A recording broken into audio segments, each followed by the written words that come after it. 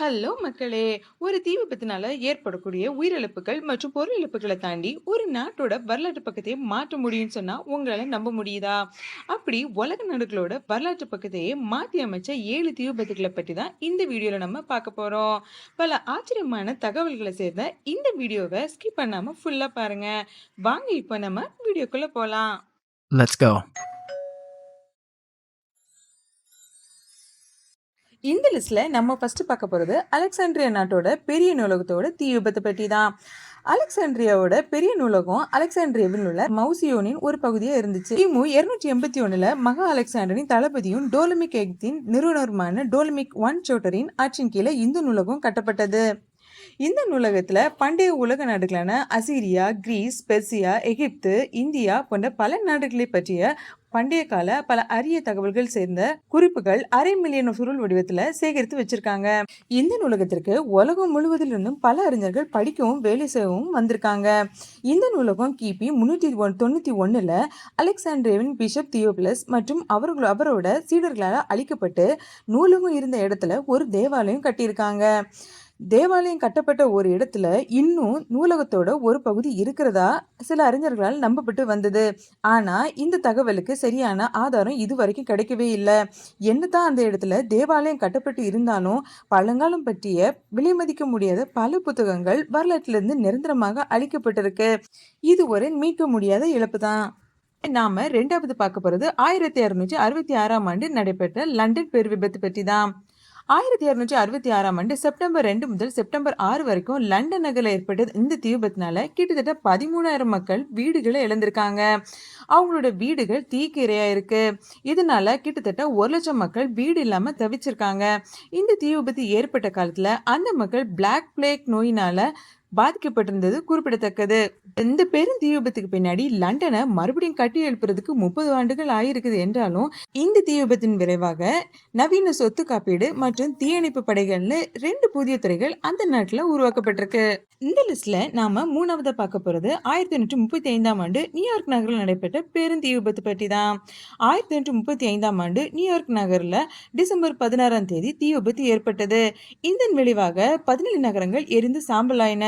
இந்த தீ விபத்து ஏற்படும் போது அந்த மக்கள் காலரா நோயினால பாதிக்கப்பட்டிருந்தாங்க அப்படிங்கிறது குறிப்பிடத்தக்கது. பெருகிய இந்த தீய அணைக்கிறதுக்கு அப்போதைக்கு போதுமான தண்ணீர் இல்லாம இருந்திருக்கு. அதனால பரவிய நெருப்பு ஆற்றோட ஒரு பகுதிக்கும் பரவி இருக்கு. நியூயார்க் நகரோட மக்கள் தொகை அப்போதைய கடந்த 10 ஆண்டுகள்ல வெகுவாக அதிகரிச்சிருந்த காரணத்தினால பரவிய தீய அணைக்கிறதுக்கு போதுமான தண்ணீர் அந்த நகர்ல இல்லாம இருந்திருக்கு. இந்த தீ விபத்தின் விளைவாக அந்த நாட்டுல 1837ஆம் ஆண்டு நியூயார்க் நகரத்திற்காக குரோட்டன் நீர்வெளி என்ற பெரிய நீர் விநியோக அமைப்பினை கட்டுறதுக்கு அந்த அரசாங்கம் கட்டவும் தொடங்கியிருக்காங்க. இந்த நீர் விநியோக அமைப்பின் மூலமாக ஒரு நாளைக்கு 12 மில்லியன் கேலன்கள் தண்ணீரை கொண்டு வர முடியுங்கிறது குறிப்பிடத்தக்கது. இந்த லிஸ்ட்ல நாம நாலாவதாக பார்க்க போறது 1871ஆம் ஆண்டு நடைபெற்ற சிக்காகோவோட பெரிய தீ விபத்து பற்றி தான். 1871 அக்டோபர் 8 முதல் அக்டோபர் 10 வரை ஏற்பட்ட கிரேட் சிக்காகோ தீ விபத்தினால இந்த நகரத்தோட 3ல ஒரு பகுதியே அழிஞ்சிச்சுன்னு சொல்றாங்க. இந்த பெரிய விபத்துக்கு பின்னாடி இந்த நகரை சீரமைக்கிறது கஷ்டப்படுற ஒரு விஷயமா இருந்தாலும் விபத்துக்கு பின்னாடி கட்டப்பட்ட கட்டிடங்கள் ஒவ்வொன்றும் ஃபயர் ரெசிஸ்டன்ட் பொருளை கொண்டு கட்டியிருக்காங்க. அது மட்டும் இல்லாம புதிதாக கட்டப்பட்ட கட்டிடங்கள் ஒவ்வொன்றையும் பெரிய வணிகத்துக்கான புதுவிதமான கட்டுமானங்களோடையும் கட்டப்பட்டிருக்கு. ஆராய்ச்சியாளர்கள் இந்த தீ விபத்து சிக்காகோ நகர வணிகத்திற்கான ஒரு சக்தி வாய்ந்த மையமாக மாற்றியதா சொல்றாங்க.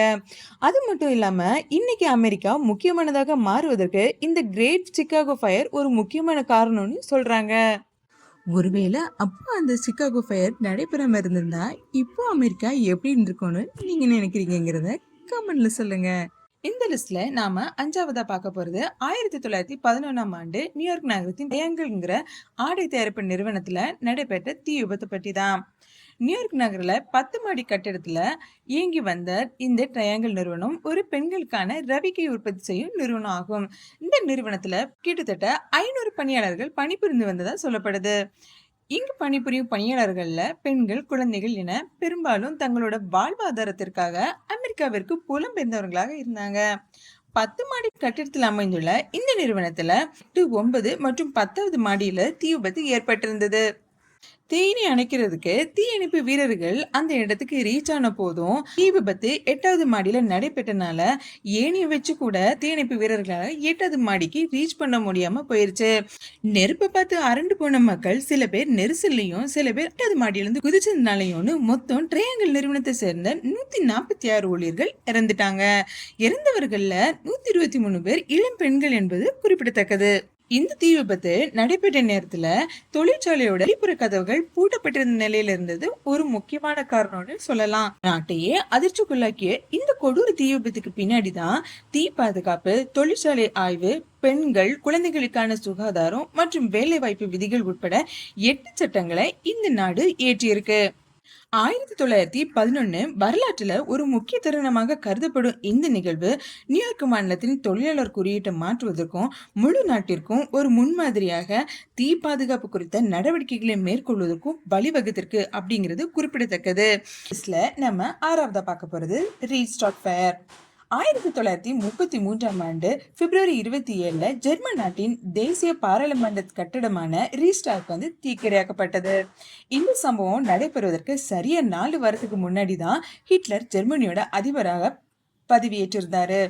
இந்த தீ விபத்து தொடர்பாக மரினஸ் என்பவரை டச்சு கம்யூனிஸ்ட் அரசு கைது செய்த போதும் அப்போதைய வளர்ந்து ஒரு அரசியல்வாதியாக இருந்த ஹிட்லர் கம்யூனிஸ்ட் தான் இந்த தீ விபத்துக்கு காரணம் அப்படின்னு குற்றம் சாட்டினாரு. ஜெர்மன் அரசாங்கத்துக்கு எதிராக கம்யூனிஸ்ட் சதி செய்வதாக கூறி இந்த தீ விபத்தை ஒரு சாக்கா பயன்படுத்திக்கிட்டாரு ஹிட்லர். இந்த விபத்துக்கு பின்னாடி நடைபெற்ற தேர்தலில் கம்யூனிஸ்டுகளின் பங்கு கடுமையாக முடக்கப்பட்ட ஹிட்லரின் கட்சி பெரும்பான்மையான அதிகாரத்தை பெற வழிவகுத்தது. மேலும் ஹிட்லரை ஜெர்மனியின் சர்வாதிகாரியாக மாற்றியது. ஒருவேளை அன்னைக்கு அந்த ரீஸ்டார்ட் ஃபயர் நடைபெறாம இருந்திருந்தா பின்னாடி வந்த காலங்கள்ல ஹிட்லர்னால ஏற்பட்ட நிறைய நாச வேலைகள் தடுக்கப்பட்டிருக்கலான்னு வரலாற்று ஆய்வாளர்கள் சொல்றாங்க. இந்த லிஸ்ட்ல நம்ம லாஸ்ட் அண்ட் ஃபைனலா பார்க்க போறது குயகோகா நதி தீ விபத்து. அமெரிக்காவின் கிளீவ்லாண்ட் நகரம் ஒரு உற்பத்தி மையமா இருந்துச்சு. இங்குள்ள தொழிற்சாலைகள்ல இருந்து வெளியிட்டப்படும் கழிவுகளை கொட்டும் இடமாக தான் இந்த குயகோகா நதி பயன்படுத்தப்பட்டு வந்துச்சு.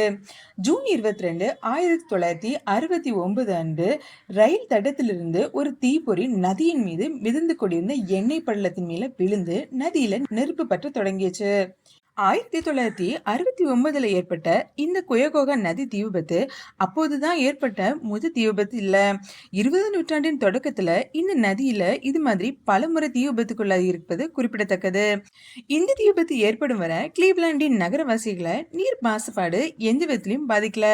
ஏன்னா கிளீவ்லாண்டுக்கு முன்னேற்றத்தை கொண்டு வந்த தொழிற்சாலைகளால் தான் இந்த மாசுபாடு ஏற்படுவதனால மக்கள் அதுல பெருசா கண்டுக்கல. இந்த குயகோகா தீ விபத்தை அணைக்க வெறும் 20 நிமிடங்கள் மட்டுமே ஆனது என்றாலும் இது சுற்றுச்சூழல் புரட்சியை உருவாக்க உதவிச்சு. 1969ஆம் ஆண்டு தீ உண்மையில திகிலூட்டு நெருப்பாக இல்லாம இருந்தாலும் கிளீவ்லாண்டின் சுற்றுச்சூழல் சீரழிவின் சின்னமாக மாற தொடங்கியிருப்பதை மக்கள் உணர ஆரம்பிச்சாங்க. இதன் விளைவாக நீர் மாசுபாடு குறித்த விழிப்புணர்வை ஏற்படுத்த தொடங்கினாங்க. அது மட்டும் இல்லாம நதி மாசுபாடு விளைவாக ஏற்படும் சுற்றுச்சூழல் மற்றும் சுகாதார அச்சுறுத்தல் பற்றி நாட்டுக்கு விழிப்புணர்வு தூண்டியது. இதன் விளைவாக இந்த அரசு காற்றின் தரத்தை உயர்த்தவும் அழிந்து வரும் உயிரினங்களை பாதுகாக்கவும் தொடர்பா 3 முக்கியமான சட்டங்களை எடுக்க தொடங்கியிருந்தாங்க. இன்றைக்கு தேதி இந்த நதியில எந்த விதமான கழிவு நீர் தேங்காம இருந்தாலும் கடந்த 2019ஆம் ஆண்டுல தான் சுற்றுச்சூழல் பாதுகாப்பு நிறுவனம் இந்த நதியின் மீன்களை உண்ணலாம் அப்படின்னு சொல்லியிருக்காங்க. தீ விபத்து பத்தின தகவல்களை படிக்கும்போது எனக்கு ஒன்று தோணுச்சு. அது என்ன அப்படின்னா, நம்ம நாட்டிலையும் இந்த மாதிரியான நீர் மாசுபாடுகளை நாம பண்ணிக்கிட்டு தான் இருக்கோம். இதை இப்பவே நாம நிறுத்தாமல் இருந்தா நாளைக்கு நமக்கும் இந்த நிலைமை வரலாம். என்ன மக்களே, இந்த வீடியோ பத்தின உங்களோட கருத்துக்களை கீழே கமெண்ட்ல சொல்லுங்க. அடுத்து நான் எந்த மாதிரியான டாபிக் பேசினா நல்லா இருக்கும்னு நீங்க நினைக்கிறீங்க, அதையும் கீழே கமெண்ட்ல சொல்லுங்க. மேலும் இது மாதிரியான சுவாரஸ்யமான தகவல்களை தெரிஞ்சுக்க நம்ம யூடியூப் சேனலுக்கு சப்ஸ்கிரைப் பண்ணுங்க. பாய்.